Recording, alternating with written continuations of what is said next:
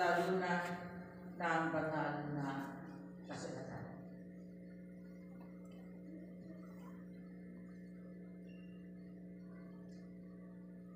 Mga kapatid sa Panginoon, nakatayo po sa inyong harapan ang kapatid natin na pinili ng Diyos upang maglingkod sa kanyang bahay panambahan.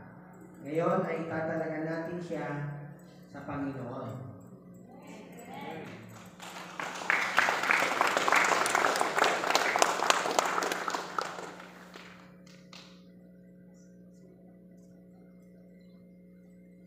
Babasahin ko sa iyo ang 1 Peter chapter 2 verse 9. Ngunit kayo'y mga taong pinili, mga likang pari, at mga mamamayan ng Diyos. Pinili kayo, o pinili ka ng Diyos, na maging Kanya upang ipahayag mo ang kahanga-hanga niya mga gawa.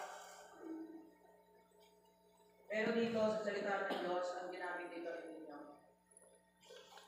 So, tayong lahat ng mga tinawag ng Diyos. Siya ang tumawag sa inyo mula sa kadiliman, tungo sa kahanga-hanga niyang kaliwanagan. Tatanungin kita, nangangako ka ba sa harap ng Diyos at ng kabulungan ito, nagagampanan mo ng buong puso